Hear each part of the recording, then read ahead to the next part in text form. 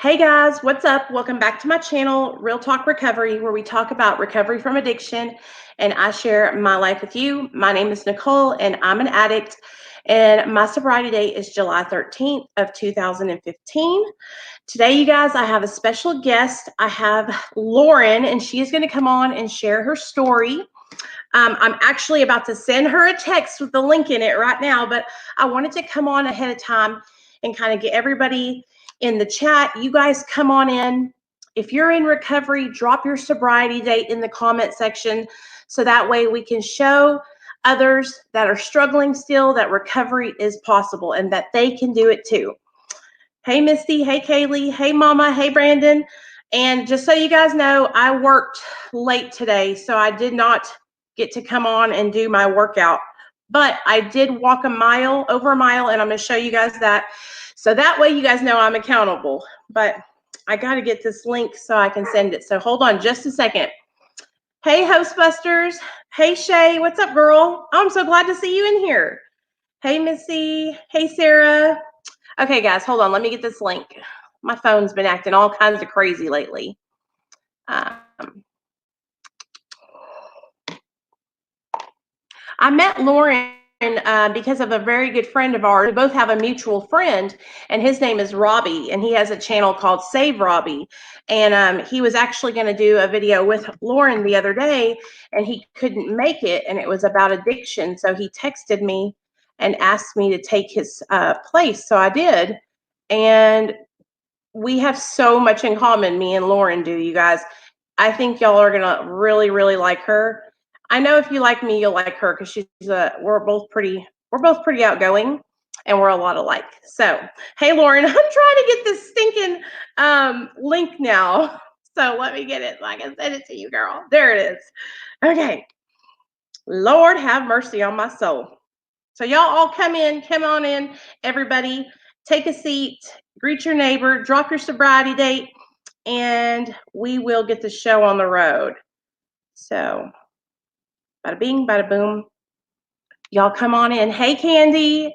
Lauren's in the chat, y'all. Lauren's in the chat. There she is. Let me get her link to her channel so that way y'all can go subscribe to her channel. Please, you guys, go show her some love and support and subscribe to her channel. She is going to be a part of the recovery community now. She doesn't know it, but I've done, she's coming on in on this side of YouTube. And I told her we have so many YouTubers that talk about sobriety and different forms of recovery. So she's going to start hanging out with us. So I just dropped her link in the chat, you guys. Welcome to everybody that is new to the channel. I've seen a couple of new people subscribing today, which is so, so awesome. I'm so happy to have all of you guys here. I want y'all to know that this is a place of non-judgment. This is an all-inclusive. We support multiple pathways to recovery. It doesn't matter what you're doing to get to where you're going, just as long as you're on the journey. And so I want you guys to know that you're all welcome here, no matter what journey, what road you're taking. Okay. So welcome, welcome, welcome, everybody. Please, everybody, be respectful to each other in the chat. We try to stay positive on this channel and lift each other up and support each other. And so, you can go down the road or outside or to another channel to have drama and chaos, but here we like to have a good time and help each other. Okay. All right. So I'm going to bring Lauren on. I hope you guys are ready. I know y'all are going to love her. So let me get her on here. Hi. Hey, girl. Hello. Sorry, I'm out in my car. I was going to sit outside, but everybody's doing yard work and it's 8 o'clock at night. Like, girl, you're fine. You're fine. That's perfect. So hello. That's perfect. Can you hear me? I can. Okay, good. All right, girl. So first of all, this is what I want you to do. Can you tell us a little bit about what it was like when you were growing up? Like, did you come from a family where your parents were married, divorced? Did you have drugs in the family, no addiction, that kind of stuff? Okay. Hold on. I'm going to turn my camera off. I don't smoke on camera. So if I turn my camera off, it's just because I'm smoking a cigarette. That's it. So, That's okay. So My parents are still together. They've only been married once to each other. I'm the oldest of three. I have a brother who's younger, or I'm sorry, my sister is middle, my brother is the youngest. My brother became a pro baseball player later in life. um Strangely enough, he got injured. He was like dude could pitch some really fast balls, but he got injured and he quit the pro baseball, and then he started drinking a lot. So it's just really weird how things I sometimes I think it's hereditary, sometimes I don't know. Right. But my parents are not addicts in any way. My mom's a nurse. She doesn't understand addiction, even though she thinks she does. Mm-hmm. I was from the eight. Well, I don't really remember what age it actually started. I think maybe 6 or 8. I was molested by my paternal grandfather. Oh man. Um, until I was about, I want to say like 12 or 13, but I think it was like in some way traumatic. So I don't really remember it all. So that's why Yeah. I can't.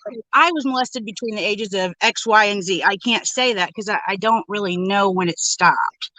Right. Um, I think it was like when I got my first boyfriend, but my grandpa would buy me cigarettes when I was 13, I guess just to keep me quiet. Um, and then later in life, when I did get into my addiction, he was giving me Vicodins too. So I don't know. So tell It, me this. Let me ask you this.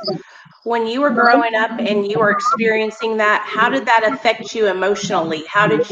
Did you feel like you couldn't tell anybody? Were you afraid? Were you scared?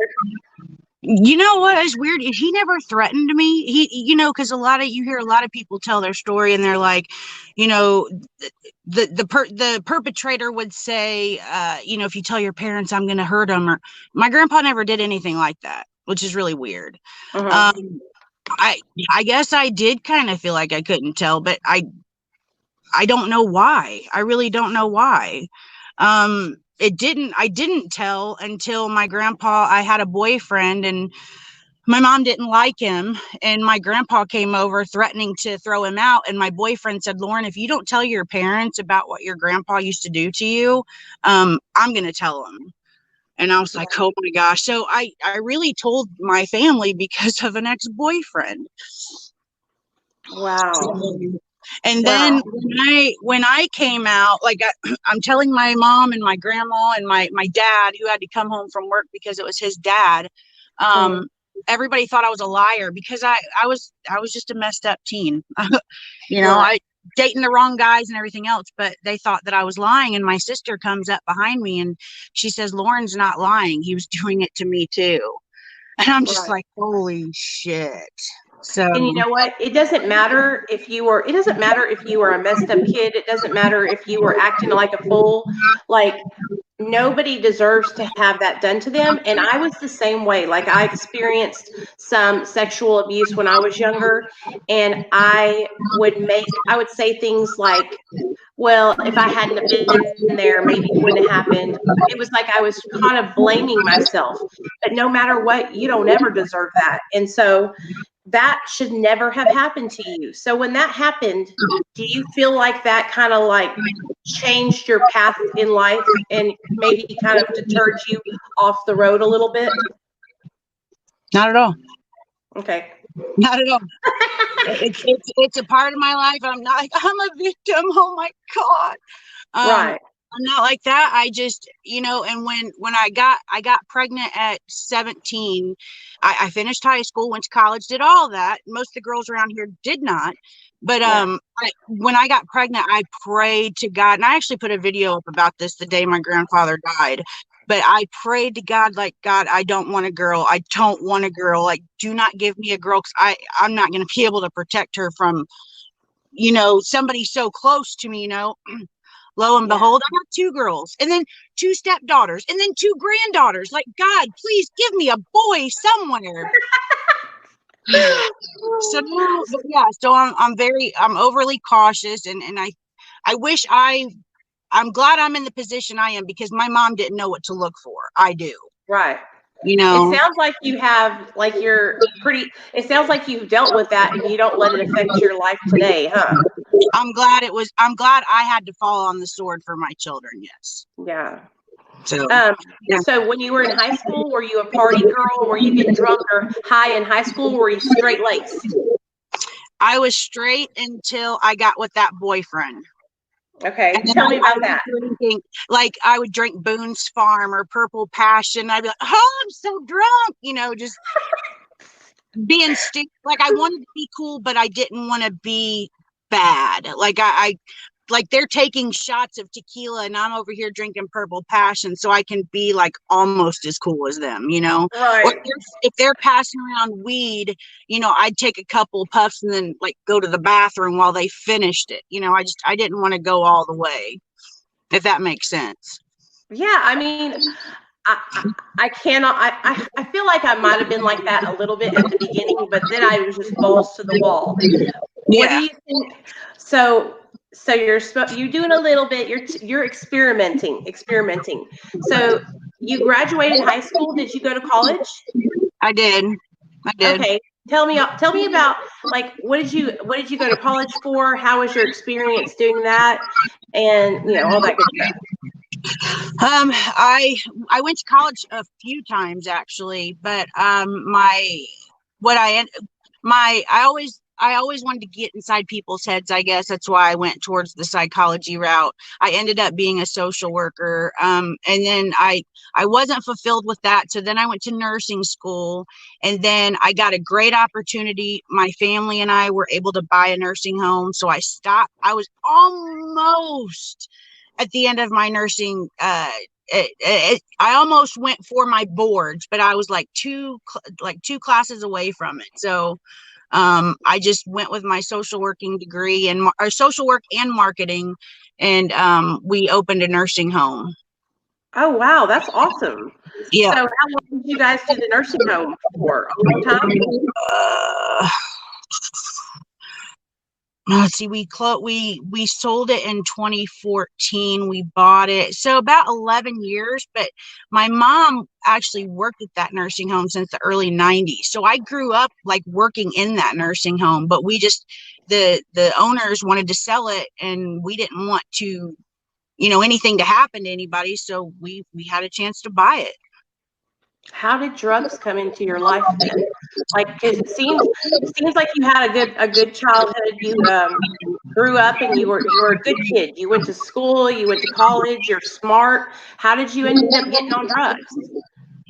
My first husband, I got married. My ex-husband, let's see, I was 19 and he was 31. He was 16 years older than me.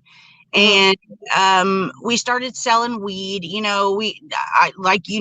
Weed wasn't really ever a thing for me, but he was a UPS driver and he hooked up with this no offense against Mexicans, but the guy was like a real rough Mexican who used to load my husband's truck. And I don't know how the conversation came up, but he was like, my homies in California want to get some stuff to Indiana. Can we send it to your house? So my husband allowed this guy to send cocaine in packages to my house. Whoa. The stipulation is that my husband wasn't allowed to be home and I had to be home with this Mexican to open the package. So if the police came and raided, I would be the one to go to jail, which Oh, by the grace of God shit. never happened. But so the cocaine started coming to my house and I was always scared to try it. I always thought people looked stupid putting shit up their nose, oh, you're doing this, huh? The first time it was over, and it was the best Coke. It was Mhm. almost the purest Coke. It wasn't stepped on. It was a big rock, and it was over from there. So that went on Tell for me like this. I want to know how you felt the first time you did that cocaine. I oh my God, like Jesus touched me. I don't know. It was weird. It was like Jesus touched me almost. It was just it was I never knew a feeling like that existed, and that's what's scary. That's Yeah. scary for me to think about for my kids. Like, I don't want them to ever come near this stuff. Right. That's what's so hard about drugs and alcohol, because like we don't know whether we have the disease of addiction until we try drugs for the first time. And then when we get that feeling, it's so strong. It's like it's hard because it's like imagine that happens for so many kids. Like they try it for their first time and it's just like so powerful that and then it's like gets a grip on you, you know? Well, then, I was married to him for 2 years. So once the coke came, then other people, like ecstasy was like when the raves were big. This was in like the late 90s, early 2000. It was like 2000. And one of my ex-husband's friends had a big bottle of ecstasy, and they Mm-hmm. were just these white pills with like little speckles on them. And Mm-hmm. so I was scared to death to try those, but my ex-husband's like, let's just try one and see what it does. That feeling was greater than the coke feeling was. So we had, I don't know, I would say maybe 400 hits of that stuff. We sold half of them. But I wasn't addicted to that. I'm just saying the feeling was greater. I kept doing coke all the time.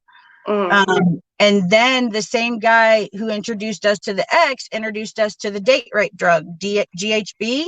Uh-huh. And I got addicted to that. I was taking because the thing with the date rape drug is if you take more than what you're supposed to, that's when you can go into you can't move your body at all. That's why it's the date rape drug.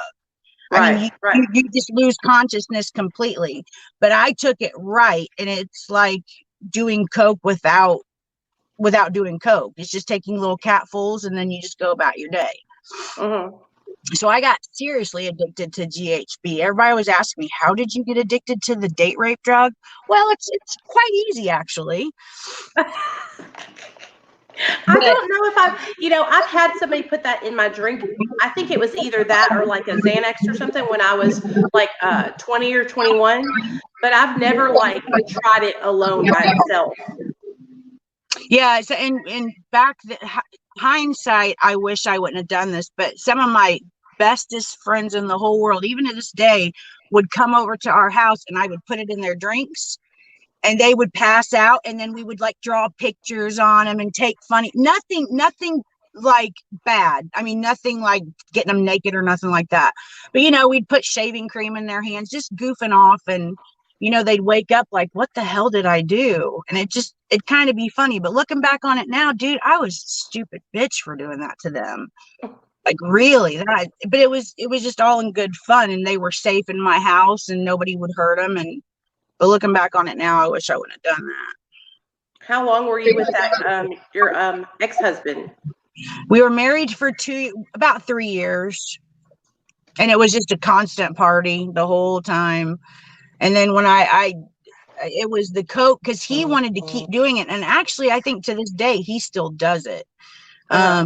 But he just, let's go do some coke and talk about our marriage. Like, why do we have to do anything to talk about anything? I was just tired of it. Yeah. So, actually, I left him on September the 8th, 2001, because I remember sleeping on my parents' couch and watching the World Trade Center come down. I remember So that. it was like a couple of days before that I was done. And then like a couple of days after that, I was just feeling real tired and just kind of not withdrawing from coke, but trying to get back into regular life. Right. And I think my cousin actually, who's here now and who is currently addicted to several things, said, try this, and gave me a Vicodin, and it was over from there. So, did you prefer painkillers to cocaine? Yeah, only because the high lasts longer and it doesn't affect your nose. And let me say, I did do painkillers before this, but it was under the doctor. Like I had a car accident when I was 17. So I say Mhm. I got addicted to pain pills back then, but really I didn't, because I went a couple of years without doing it. But once I took that pill my cousin gave me, I was like, I'm home again. I'm Yeah. back. I'm back. So then it was over. It was over for the next 10 years. It was over every day. Did painkillers give you energy and like make you want to get up and do stuff? Like, what would be a normal day for you while you were in your addiction on painkillers? Well, for some reason, like I think I've already told you this, but I couldn't even take a shower if I didn't have a pain pill. Hmm. Um, I couldn't clean my house. I couldn't do anything. And mind you, I'm a mom too. Yeah. So it was very difficult. My kids were getting older, and I mean my daughter and my two stepdaughters, they were getting older, and um just I would just wake up. The first pill I took, Vicodin or uh, opiates in general make me sweat a lot. So my family started to realize she's sweating an awful lot. Like, what's wrong with her? I'm just Yeah. really a person, I'm just a really hot person. That's always what I'd say to them. But I mean, I kind of just wasted my life. I can't say what I really did on a normal day. I can tell you what I did on a dope sick day, but not really on a normal day. I mean, I was able to take my kids places. I was able to live normally, which is really weird to say. Hmm.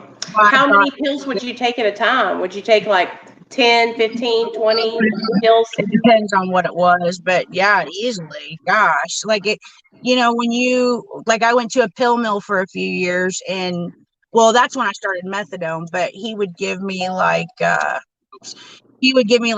what is it, 120 perk 10s a month. Hmm. And that was the doctor day was like the best day ever, because you were going to score, but that 120 was gone in like 3 days. Yeah. Yeah. They So just go just like that. yeah, yep, like take three and then take like three more 30 minutes or 20 minutes later, and then maybe 10. I could take many pills. Right. When did you decide? Okay, so I know you've gotten on methadone before. Was that like because you were like, okay, I'm getting out of control. I need to get help. Yep, and then the methadone got out of control. So listen. I want you to share your experience because I had the same experience with methadone, and so what happened? Like, how did you get out of control on methadone? Because the high lasts longer and it doesn't take as much. Well, it didn't in the beginning. And my doctor suggested it, actually. But I liked that feeling so much. I knew it lasted longer, but I I just wanted it more. So 200 milligrams, 300 milligrams. Just whatever I could get. And the pills were cheaper if I had to buy them off the streets, or, Hmm. that was really dangerous. And then, like I talked about before, I would be sitting on the edge of my bed, and I would just like open my eyes, and I'd have cigarette burns on my pillows and blankets. I was the same way. And I try to make sure I tell people like when I was taking methadone, I wasn't taking it from the clinic and I was not taking it in a therapeutic dose. Like I was taking it and I was abusing it. And I would fall asleep and light myself on fire with cigarettes. And I would walk around and my eyes would be rolled back in my head. And I had the same experience. But then I have other people that watch the channel who they are doing so good on methadone, and I talk to them, and they look bright eyed and they're happy, and I'm just like, and so that's why like I think so many people have different reactions to different medications, you know. Mhm. But how long were you addicted to methadone? See, 5 years. Mm-hmm. And I think that's a long time for methadone, honestly, especially now, because I think I told you this on my channel, but I'll tell you so the day when everything came to a halt, and I was dumb, and maybe it was because I was very careless, but instead of going into the methadone clinic, which I've never in my life been inside of a methadone clinic ever, instead of going into the clinic and spending $11 a day, I would sit outside the clinic and wait for somebody to bring it out and spend $85. Right. I don't Right. know. I don't know what was wrong with my logic. I really don't. I might still be Well, on methadone today. it's a stigma. There's a stigma with methadone, and a lot of people are really judgmental. And so maybe were you ashamed to go there, or I embarrassed? don't That remember. people would. Yeah. I don't, I honestly, I don't. I know one time I tried to get in and the wait for it was like 3 months. Like Oh God. they exceeded their, so one of my dope men's cousins went and he sold it to me. But so this one particular day, it was August the 11th, 29 or 2009. I had given him the money the morning before, and I'd waited all day. Waiting all day for the dope man is like, Oh, time just goes by so slow.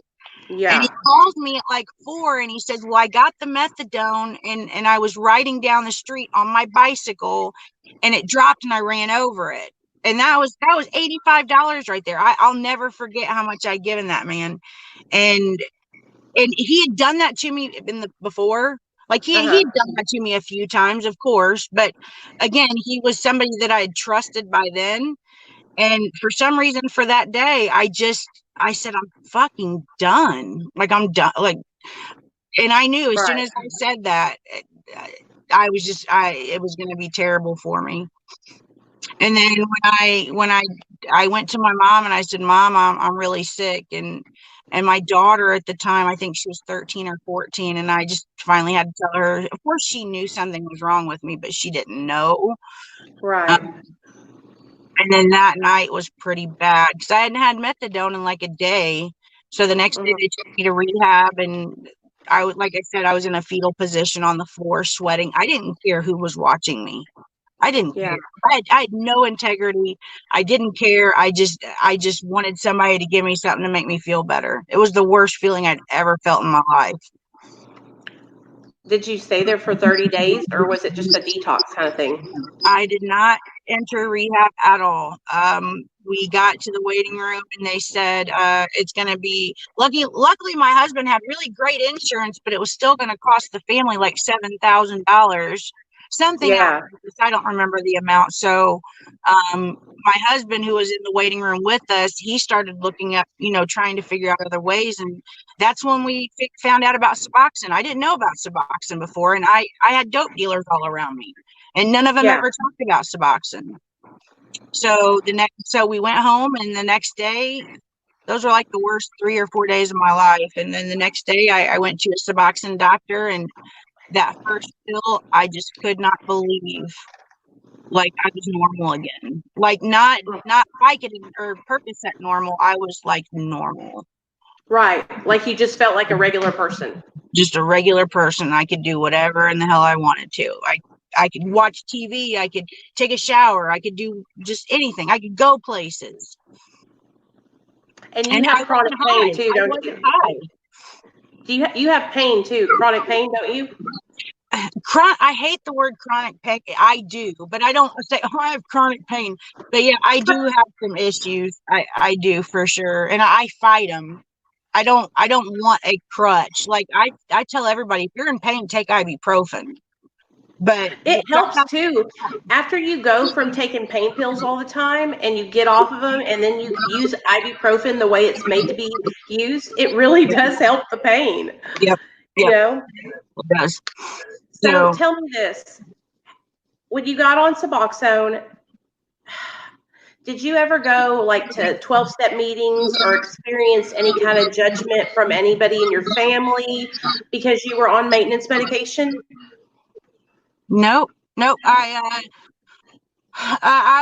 grew up in church, so I am spiritual most of the time. And my pastor, we went to a small church, and he started Reformers Unanimous. He didn't start it; he introduced the program into the church, and so I Uh, went to that for a while, and that was kind of like a 12 step, but it was at my church, and I felt really uncomfortable there because most of the people that were going because they were addicted to television or to not coffee, but um, running or like stuff that, uppity Christians are addicted to.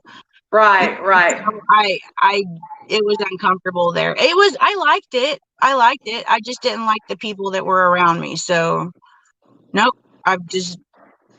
I've never done 12 steps. I couldn't tell you the prayer or when they hold the hands and God grant me the serenity, blah, blah, blah. I don't know that.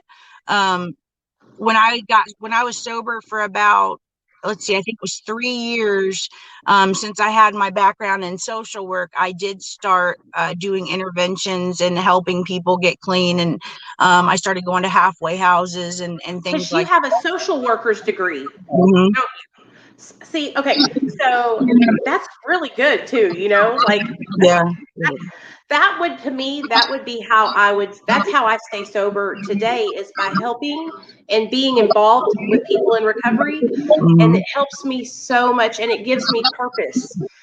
Is that why you started like kind of talking about addiction and stuff on your channel? Um, yeah, kind of, sort of, I guess. I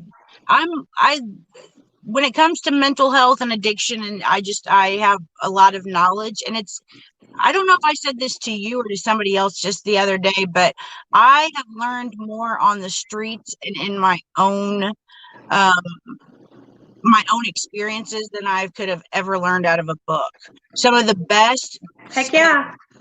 counselors that I've ever met or been around I trust them more when they tell me I've been there than I do with their certificate on the wall.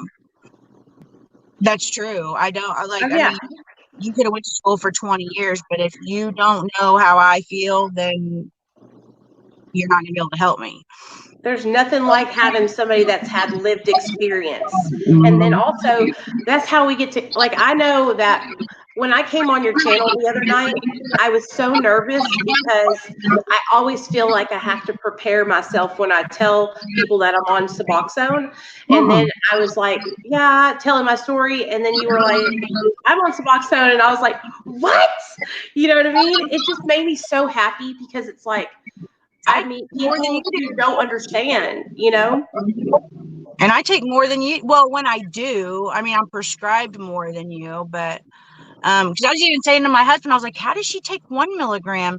And he was like, babe, they make 2 milligram ones. I've never had 2 milligrams, so I Yeah. didn't know that. Like maybe she cuts them in quarters or something. I don't know. They make 2 milligram strips. And I actually just got down to the 1 milligram because I was taking 2 milligrams. Then before that, I was taking 3, then 4, then 6, then 8, and 12. But the only reason why I'm tapering is because I started to get to a point where I was like, I don't know if it was that I was getting depressed, but it was like I was just feeling like really no energy and lack of motivation. And so I thought I tried everything else, and then I thought, you know what, maybe I should taper and get a little bit lower. And then as I started getting lower, I started getting inspired to try and do it, because I want to show everybody that if I can do it, you can do it. And if I don't like being off of it, I'll just get back on. But I at least want to give it a try. Mhm. But if I had pain, I would stay on it for the rest of my life. Like, because it's a great medication and it's saved my life. It really has. It's made me. I have balance in my life. I'm not worried about if I wake up in the Right. morning, if I'm going to not feel good, or I'm going to have a bad day or anything like that. It's like I feel good about my life today. I have spinal stenosis. I got into a car accident which messed my back up as a kid. But again, I like to fight my pain. Like if I have a bursitis, and bursitis, even though it doesn't sound like much, it is excruciating at times. And instead of just like chilling, wanting to take a strip, I want to just walk until it stops hurting, which is in essence hurting myself. So, but I like having it because I know I don't have to take it. If I didn't have it, I would probably freak out. It's more of a mental thing for me now. But I do use it for pain, but I don't take half every 6 hours, Right. Right. I don't do that anymore. So tell me this. When did you start your YouTube channel? I think it's been about 3 years ago. About three Okay. years ago, I started doing like true crime stuff. I'm real big into serial killers, and um, I grew up in Indianapolis, and we've had some really tragic things. I mean, serial killer stories in Indianapolis. So I thought, well, I'm gonna start doing that stuff. And the day that my grandfather died, I did this. I actually the first video I did, I accidentally deleted it, which I wish I wouldn't have, but it was like an hour after he had passed, and I'm just sitting in my car, and I'm like, I got to tell my kids some stuff. So I made that video and put that video up, and just kind of thought I was just going to leave my channel in limbo and just see kind of where I end up. Mm-hmm. I love doing YouTube. So I feel like I've met so many awesome people that are all over the world. And there's so many people that are in the chat I think they're from your channel. If you're from Lauren's channel, you guys say hi. Huh? I don't know who's here. I have no idea. I don't know any. I can't see the chat at all. So if anybody's asking me, I'm not ignoring you, or if you said hi to me, I can't see the chat. Let me see. If anybody has any questions, go ahead and drop them in the chat, so I'll ask her. Don't worry, I got y'all covered. So what made you decide to start talking about addiction? Just because it's something. I mean, it's something that I've been through. It's something that my daughter now is 24, and she I'm suspecting she has a problem with alcohol, and so I'm like, I wanted her to do it with me at first, and then after I got involved in the drama sphere, which is technically the community that I'm a part of, and actually probably one of the head people of, honestly. The drama sphere. Yeah, or the drama sphere. I actually have t-shirts that say it too. We have merch. But, the way I was getting attacked by just some really cruel people, I decided against it. Like I saw, not, I don't know, there was a video put up on me on one of the guys that I actually hate. I don't call him my hater because I hate him, but he, I guess I had done a live stream, and at some point I closed my eyes or something. So he took a screenshot of that, and he put oxy eyes. And he always says I'm snorting oxys. I just think that that's funny because I've never snorted an oxy, but okay, we'll go with that. But people just use everything that you say against you. It's it's happened so many times. I can't even think of an example. But I will say, the person that we have in common, Save Robbie, he had been going through some stuff recently. And, he said, I'm leaving YouTube. I'm deleting it. I'm deleting my channel. I'm deleting everything. And I told him, like, you said yourself, you love being on YouTube. Right. So don't let these people run you off of here. I had something happen to me a couple of days ago. They put my name, my address, my phone number on I guess a really dangerous site. And I got some really nasty phone calls. I have some really nasty voicemails asking me if they could do things to me. And I had a couple people show up at my house.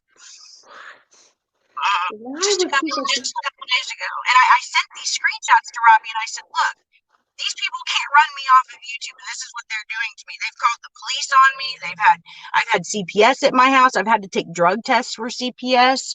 And every report is a lie. Every single report. They want to get these people at my house. I've been swatted. And if I've overcome being molested, divorce. I mean, I've overcome so much stuff. I'm not going to let somebody else stop me from doing this. Exactly. Hey, Remy wants me to ask you a question. Hold on. There it is. She says, who was the hardest person for you to tell about your addiction? hold on. And did anyone in your real life drop you or stop associating with you? Mm. No, nobody dropped me. I had a couple of friends that Carolyn, who was in my chat the last time, and her daughter and I were best friends. I During my addiction, I did things like I stole from my family all the time. I'd write checks out of my mom's checkbook. I would take her ATM card when she was asleep. I would pawn DVDs. I would do all of that stuff.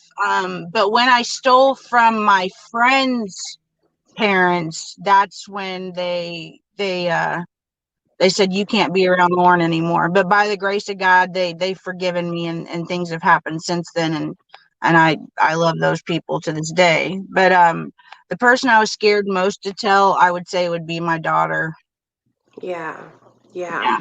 How old was your daughter when you were getting sober? She was like 13 or 14. I think she was just going into high school. She was in the waiting room with me too, watching me on the floor. Like that was one thing I asked my mom and my husband, like, please don't let Kristen go with us. And it wasn't because I didn't want her there, it was because I didn't want her to see me like that. Like, you're supposed to be mom. Yeah. I I wasn't mom that day. For sure. For But you sure. are, you know what I'm saying? I don't feel though. It's like there's, especially when you have daughters that are teenagers, it's like you want to, I don't know. I can imagine it. I don't know because my son was so little when I was in my addiction. He was just born, you know. But how long have you been sober? 11 years? It'll be 11 years in August 2009. That's a long ass time. Mhm. Does it feel like it's been 11 years? Yeah, because I forget. This is so weird. I don't know. So when I first got sober, and I say sober meaning I was not addicted. I am not addicted to Suboxone. I can honestly say that. What I can say is I like to have it so that it's more, like I said, it's more in my mind. Like, if I didn't have any Suboxone, I would be freaking out. I don't think I would be sick. I just think that I would be freaking out. It's more of, what did you call it? Like a comfort, or Oh, I know what you're talking about. When you have it, it's like what did I say? I can't remember whatever you said, like a security blanket. I think that's There what you it go. was.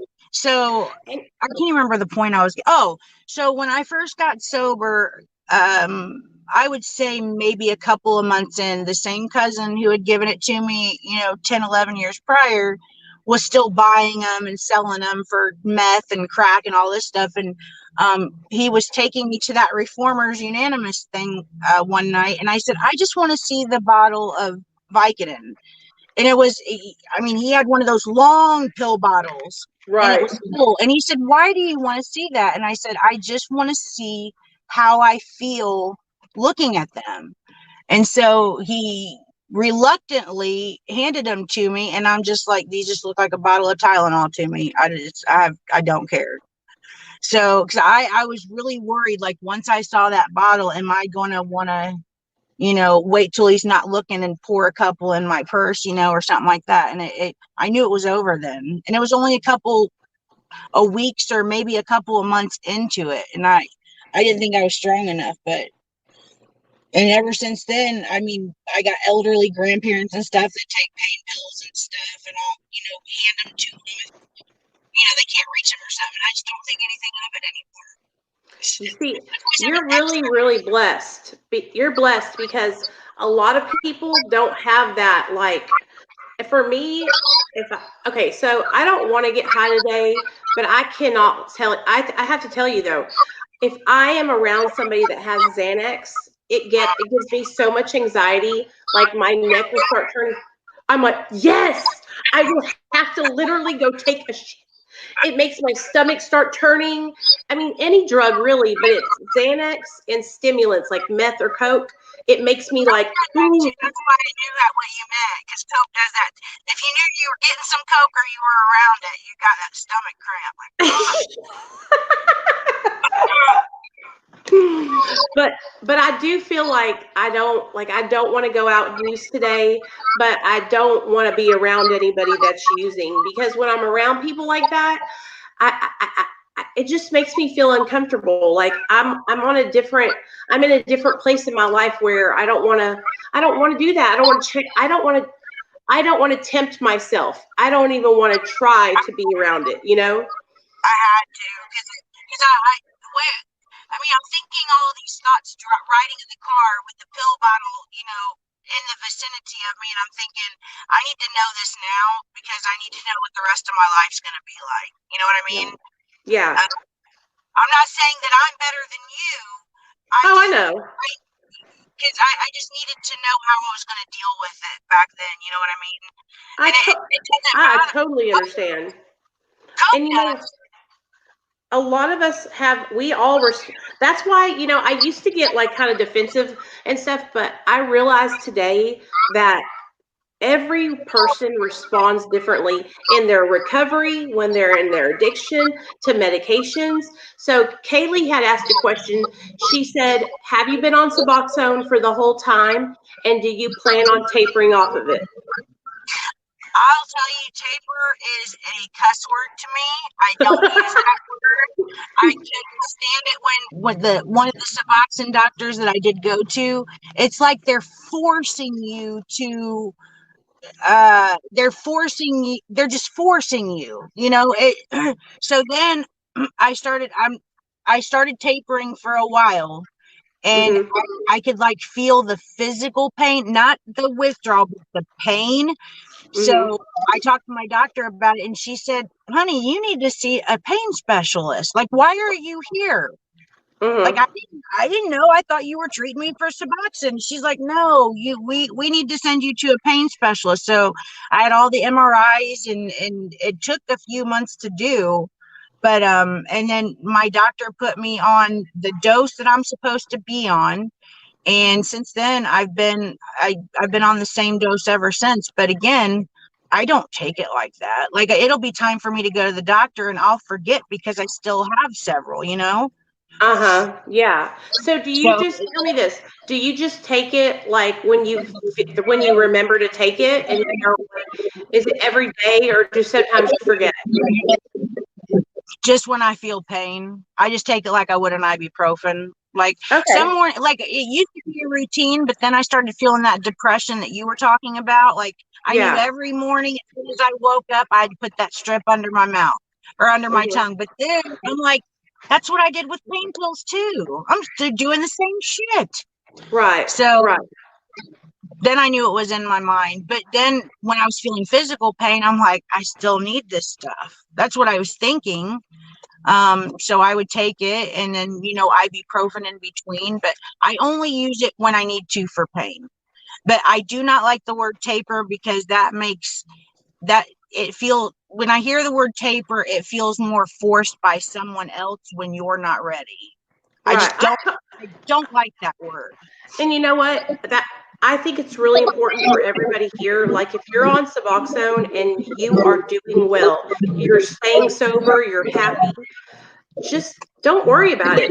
This is what I don't even think about it. If for some reason you want to get off, you will know that day will come, and you'll wake up and you'll say, I think I want to taper, or I think I want to get off Suboxone today. But I was focusing so much on that at the beginning that it was driving me crazy. And then I would start comparing myself to other people that had already gotten off, or that were trying to get off. And so, like, I think it's so important for everybody to know that just because I'm tapering doesn't mean you have to taper. Just because Lauren's not tapering doesn't mean you don't have to taper. Just because, it's all different. See, okay, and this is what made me hate the word taper is Mm-hmm. the place that I was going to. It was like it was a clinic that treated for addiction. It wasn't NAAA, nothing like that, but they did have these little groups where people would talk. Uh-huh. And every time that I would go, there would be these girls. They on certain days they had all men's groups, on certain days they had all women's groups. Mm-hmm. And every time I would go, we would always know the girls that were tapering off of it. Mm-hmm. at the final, after you finally tapered, you started the Vivitrol shot. And they were promoting that Vivitrol shot like they were getting like they would get a bonus if people got on it. I mean, it was promoted everywhere in your face.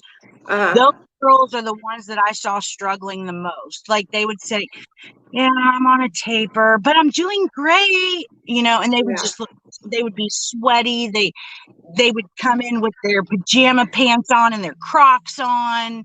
They wouldn't have their makeup on. Like they were really struggling, and I could tell. And that's when I started thinking, you know, and then my doctor's telling me, Lauren, we think you should taper now. Like, what? I'm just feeling great. Why? Why do I need to do anything? Just if it's not broke, don't fix it. Right. But like I said, I did feel that depression that you're talking about, but I just fixed it myself. I had to fix it myself. I don't want any doctor being in control of you know, what I do. But I struggled with mental illness, especially before I got into my addiction. And then when I started getting high, it just got worse. And when I got sober, I was realizing that like I was really, really depressed, and I would even find times where I couldn't get out of bed. And so the things that have helped me to be able to get out of bed and be active and like have that depression, and I cannot say this, like talking to other people, like talking to other women that are in recovery also, it's like it helps me so much. Like it saved my life to have a YouTube channel. And I know that might sound like drastic, but it helps me because I feel like I can come on here and I can talk to everybody, you know what I mean? It really makes a difference in my life. And I'm like, it makes me happy every time I meet somebody like you who is standing up for what's right. You're not ashamed to be in recovery. You're not ashamed to be on maintenance medication, because we need more people like us who are sharing our story, because there's so many people out there that feel embarrassed or ashamed. And that's because other addicts are judging them. And so I want everybody to know that, like, if you're on maintenance medication, there's no shame. You should never be embarrassed of your sobriety. And here's the thing, and I've even had friends of mine say, Lauren, you just replaced one addiction with another. Well, no, I didn't. And I'll tell you why. I might have replaced a medication with another, but when I was in my addiction, I was taking 3 to 10 pills at a time. Today, I might have taken a quarter of sometimes I get the pills, sometimes I get the strip. So it's really hard when you get the pills. Right. But I may have taken a quarter today, and I mean any day, or I might not have taken any, and I've still been able to live my life. So I'm not replacing another addiction, because no, not at all. Totally There's different. a huge difference. Yes. Addiction is about the compulsion to keep using and the behaviors. So you're in your recovery today. You're not going out and stealing. You're not lying to your family. You're not neglecting your children. You're not manipulating. You're not harming your body anymore. Like, that's what comes along with addiction, you know? And that's what I try to explain to people. It's like, just because a person is on a medication doesn't mean that they're still addicted. Like, it's a difference. There is a total difference. And there's a difference between dependency and addiction. And I am no longer the person I was when I was in my active addiction. When I was in my active addiction, I was a piece of shit. You know, I was scandalous. Yeah. When I was in my addiction, I didn't give a damn about nobody but me. No. You know? When I first got sober, the first thing I thought is I wonder how long it's going to take my family to trust me again, and my friends, you know, like how long. And even today, sometimes I'll say something to my mom and she'll kind of look at me like I'm lying. And I'm like, no, why would I lie to you? Something stupid, you know, like, Lauren, why would I lie to you about that? And sometimes, like, when I'm really tired, I guess, and I don't know this myself, but one day my husband even asked me, he said, are you okay? And I'm like, yeah, I'm just really tired. Why? And he's like, you don't look right. And I know when he says that, what he means. So I think sometimes for my family, it's even like they still question it, even though it's been almost 11 years now. I think sometimes they're like, did she go meet somebody and buy some or something? Like, no, I am who I am. If I'm tired, I'm sorry if my eyes may drag a little bit. Yeah. So, and that always, it kind of warms my heart that they're still questioning me. But then at the same time, it's pissing me off. Like, you guys know me. I'm not going to go do it. Right. Right. I know what you mean. I feel like it's a little discouraging for me. Like it's not my parents, but it's always my mother-in-law. She always like looks at me and my husband like, are y'all okay, or are y'all doing something? It's the smallest things, like you look tired or you're really hyper, but you haven't like left your kid at the mall, or things that not saying that you would have done that, but Yeah. things. It's not a series of events, it's one event, Right. like. But then I have been on this earth for 41 years. Okay, but I'm going to be 27 for like 5 more years. So everybody always asks me, or always says, you don't look 41, you don't act 41, all this stuff. Well, now I know why, because 11 years of my life were gone. Like I'm 11 years behind everybody. Right. Actually, a therapist that I heard on I think it was on the TV, and it was like when Dr. Drew was doing his shows, and he Hmm. said, once you start doing a drug, and however long you do that drug, that's how did he put it? It's like how your maturity level. So since I was addicted to drugs for about 15 years of my life, I'm 15 years younger mentally. Right. Right. I love it. I love it.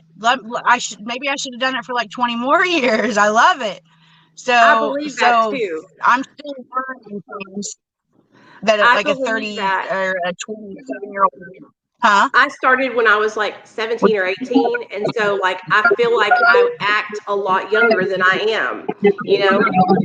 We all addicts do, that are in recovery anyways, because Yeah. while my friends my age that weren't doing drugs were, I don't know, running businesses, or I mean, even though I did that too, but they're, they're just my friends are older than me now. My sober friends, like I'm younger than them. It took me a long time to realize that too, but yeah. Nicole says her current addiction is Dairy Queen ice cream cake. No, it's the Oh, s'mores. It's the s'mores blizzard. I am a huge s'mores fan. I like anything s'mores, and they have their. Wait, Nicole, who said that? from your channel. Nicole, you know better. I do like Dairy Queen ice cream though. I'm Dairy Queen cake though for sure. Nicole's the I'm one. linking your channel. Actually, Nicole is the one that gave me. I don't know if she gave me shit, but she was the one that was talking about you replaced one thing with another or something like that. It was her. What did she? She'll have to tell you what she said, but I'm like, It's no, I really didn't. it's a common misconception because a lot of people don't understand. A lot of people just look at it from face value and they say, okay, well, she was on drugs and now she's taking another drug. But it really is when you get sober, you guys, it really is about changing the behaviors. It's about changing the way you live your life. If I was still addicted, I would not be here on YouTube making Right. recovery content. You I'd be know? chasing down the dope man. Right. Right. I'd be waiting for a call, I mean, it's night and day. It's night and day where we were then and where we are today, you know? And the other, besides, wondering how long it was going to take to gain the trust of my family back, the what made me knew that it was like over, I guess, was the day, and I've talked about this before, of when I went through my phone and deleted every single dope man, every single one. And when I took them out, my phone book wasn't that big. Like it was filled with, Terry or JoJo or, these people in the hood. And that's another thing, man. I to this day, I cannot believe some of the freaking neighborhoods I went into and would just sit there. Like, there's been so many murders in these places, and I'm just like, I'm just sitting here waiting on my drugs, no big deal. I went into the hood too, girl. I'm talking like, I mean, I've also been to trailer parks where there was nothing but people cooking methamphetamine. Yeah, meth wasn't that big, like in 99, 2000-ish. Again, ecstasy was new. Now people are telling me ecstasy was before that. Well, I didn't know about ecstasy at all, and neither did anybody that I knew. So meth wasn't really that big, and I never got into meth at all. It was just always coke. If you had to if you had to say one last thing to the addict that's still sick and suffering, what would you say? I would say several things, but the first one would be don't go to methadone. The second thing would be, well, so I said this to you I think we talked about this the other night, but I used to watch the show Intervention while I was hooked. And Yeah, me too.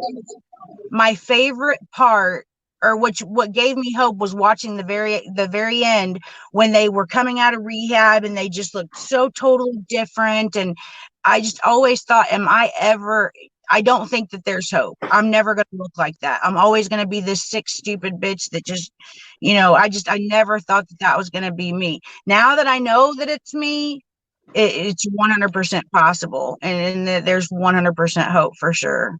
And it's really easy. It's easy. You don't have to do a lot of work. I think it comes natural. So there's hope. Never give up, huh? Yeah, and I don't mean that in a cliche way, like, oh my God, there's hope. I mean, seriously. I mean, Girl, I know what you mean. People need to hear that. People need to know that there's still hope. It doesn't matter how old you are, how far down the path you went in your addiction. You can always turn it back around. I can't speak for other addictions. I can't speak for the meth addict that's just in despair. I unfortunately I can't. I have not been in their shoes. But I mean, I've been in a lot of shoes, just not that one. And that one I'm still trying to understand. When are you going to go live on your channel? Is it tonight? Like I said, I had some really messed up stuff happen. And my channel is partially drama, and I'm really trying my hardest to get away from it. I really am. But when people show up at my house wanting to know if my husband can watch us do some things, I gotta address it. What? Oh God. So are you going to address that tonight? Are you going live tonight or tomorrow? Yeah. I posted on my wall, like, you wanted my attention, you got it. I don't know if Nicole's still in the chat. Nicole knows what I'm talking about, but I'd never been on Reddit. I thought I didn't know what Reddit was. But yeah, somebody took a picture of me and put my name, my address, my phone number, said that I was a swinger. My husband wanted to watch. It got a little creepy. It actually got creepy to the point to where my 5-year-old is now on her way to Tennessee with my brother for the weekend, just so I can make sure that this stuff dies down a little bit. I haven't got any calls or any visits today, but I want my daughter to be safe, and plus she gets to go to play at a lake. So yeah. But I wanted to make sure that this stuff died down and she didn't have to come back to it. And these idiots, they don't know what they think they're just attacking us, but no, they're attacking innocent people, our family. I'm innocent. I haven't done anything to these people, but right. So you're going to go live tonight, and are you doing that tonight? Probably here. Okay, what time? Because it's 8:00 now, so I want to tell everybody so we can come over there and support you. Maybe like I would say like an hour. I mean, it was kind of just like a spur of the moment thing. I should have done it when all this stuff started happening, but I wanted to give it a couple of days. I don't, and some of these people might be lurking here too, but it doesn't. It's more of an inconvenience than a bother. So I just want to be done with these people and talk about addiction and crimes and just stuff that we're supposed to talk about, but they just keep trying to suck me back in. That's what I listen. This is what I would do, and I've been in this. I've had the same thing happen to me, and just so you know, say your piece, make your video, do your live stream tonight, and then just radio silence. Don't respond to them ever again. If they come into your chat and they're disrespectful, block them. They don't come into the chats. Nicole will tell you they don't show, they watch, but they don't come into the chats. Because I always find myself getting into drama, and it's because I respond, and it's like, Nicole, stop responding, because what they're doing is we're trying to do something to help people and make a difference, and they're taking us and distracting us from our mission, and that's wasting time. When we could be helping people, we're too busy over here wasting time on those people. You know what I mean? Mm-hmm. And there's a purpose for us. And I've made my last videos responding to them over the last 3 years, maybe 90 times. So I'm going to see if I can maybe turn this into a positive, because like people like Robbie, for example, who wanted to shut everything down. You don't have to shut anything down just because these people are doing this. And if it was just them making stupid videos about me, I wouldn't respond. But when people are calling my phone and showing up at my house, I'm going to respond. But I think this time I'm going to respond in a different way.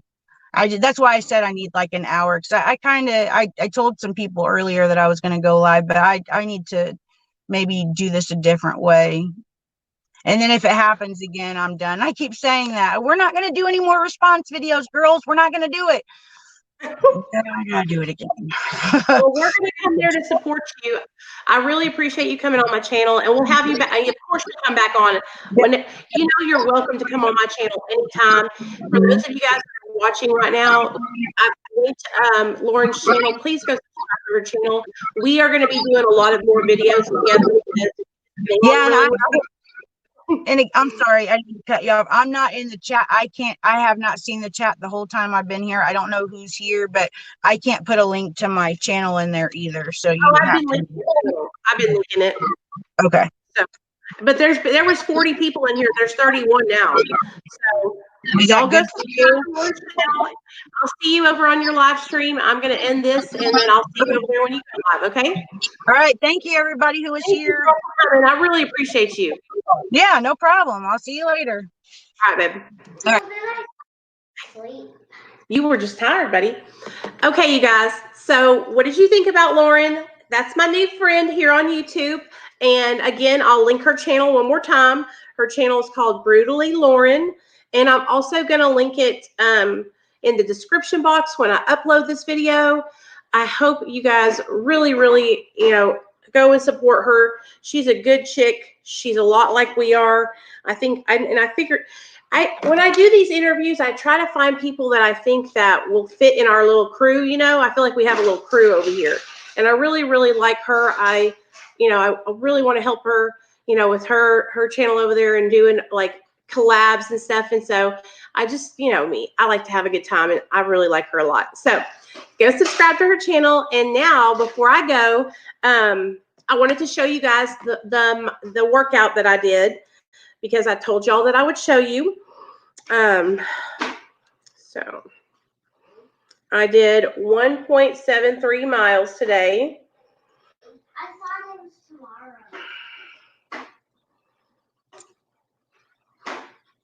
And then let me see. You loved her? Good. Is there a meaning behind napkins? Oh, I don't know. Hey, Kristen. Anyone I got to talk to tonight, if y'all ever want to talk. Hey, Bill. Hey, MVP. What's up? Hey, Lauren. Thanks for coming on, girl. I had such a good time. I really enjoy having you. I really enjoy talking with you. I feel like it's just easy for us to talk to each other. So hold on. Let me see if I have anybody else. Anybody, if you guys have any questions, comments, or concerns, let me tell you what we got going on tomorrow night. So guys, tomorrow night we have our Medication-Assisted Recovery Anonymous meeting. It starts at 7 p.m. Central Standard Time. We have it every Friday night without fail. Medication-Assisted Recovery Anonymous. Tomorrow night, we're going to be talking about the fourth step of MARA. And so we'll talk about that. And Jeff from Grind and Shine Recovery is going to come on and share a little bit about his experience, strength, and hope. Great hanging out. Good, Nicole. I'm so glad you had a good time. Nancy, thank God. Hey, Matt, what's up, babe? Thanks. I appreciate that. Hold on, Bubba. How are you feeling now that you've been working out? Pin up, girl. I have been feeling great. Listen to me, you guys. When I tell you this, we got to keep doing it. The working out is changing my life. I have more confidence. I feel better. My overall mood feels better. And so I really, really, really want to get in shape and get this weight off me. And so you guys are going along for the journey. Tomorrow at 4, me and Nick will be live doing our workout. So if you guys want to join us, you can catch us here tomorrow at 4 p.m. Central Standard Time. Also, one more announcement. So tomorrow we got Mara. Jeff is going to come on the channel and share about him. He's been on Sublocade and Suboxone, so he's going to talk about that. It's all good, Bill. It's all good. Hey, Albert. Albert, how are you doing? I never got a text from you yesterday. I was waiting for you to text me because I know you were struggling yesterday. So let me put my phone number in the chat for Albert. There you go, Albert. I just put it in the chat. Hey, Lisa. Yes, that's the Skady I was talking about. Yes, that one. So, okay. Sunday, for any of you guys that are members of the channel or a patron, members and patrons, we are going to have a live stream Sunday night at 7 p.m. Central Standard Time. If you want to become a patron, all you have to do is click that link. It's $2 a month. That's it. Hey, Jess Shelly, what's up, girl? If you need anything, Shelly, you can always text me too, girl, on that phone number right there. Nate, what do you want, son? What? I'm right here. What? We're gonna do. Okay, please do, Albert. I was worried about you last night. If you want to join Patreon, it's $2 a month. What we're going to be doing, you guys, Sunday, we're gearing up for our next round of trivia. For those of you guys that don't know, I do trivia competitions with my members and my patrons. And each person that wins $50. So last time we had 2 winners and 2 people won $50 apiece. This time we're going to have 3 winners. So if you want to be able to participate in our trivia and have a chance to win $50 to make you holla, all you got to do is join my Patreon. Link is right there. Oh. And Patreon is just a subscription service where I upload other videos, and we have a private recovery support group chat, and it's just like a way to support a YouTuber, you know, because with all the stuff that's been going on with YouTube, we don't make it. They're not like paying people a lot of money. So people have created Patreons to kind of bring in a little bit more money. So that's how it's just a way to support the channel. So if you guys want to do that, join Patreon. 3 people are going to win $50. Trivia will be next Sunday. So this Sunday, we will talk about all the questions and everything that's going to be on the trivia competition. Okay. And then the trivia will be on next Sunday. Okay. Hey, Chrissy. Oh, welcome to the family, Shelly. Hey, Shelly, I appreciate you, girl. Just so you know, check the community tab, Shelly, because there's a link to our members only chat. So that way you'll be able to be in there with us. Yes, you are, girl. Welcome to the family. So thanks, you guys. Listen, if you can't join, don't feel left out or anything. I do all kinds of stuff on my channel. That's just free here on my channel. And so we'll probably do some kind of just like fun little open mic night on a Friday or a Saturday night where I just like put a link in the chat, and then whoever wants to come up and share can come up and share. It'll be fun, you guys. I try to make it equally fun for all of you guys. I don't want anyone to feel left out or like they're not a part of the group, okay? But I do so many videos here, live streams, where if you're not in Patreon, you're going to be in here with us anyway. So don't feel like left out or anything, but it is only $2. So if you want to join, you know how to do it. The group they were before they came through. Kaylee, what are you talking about? I love 3-6 Mafia. Hey guys, I love y'all. Kristen, I'm so glad you're in here. I'm glad you're here, girl.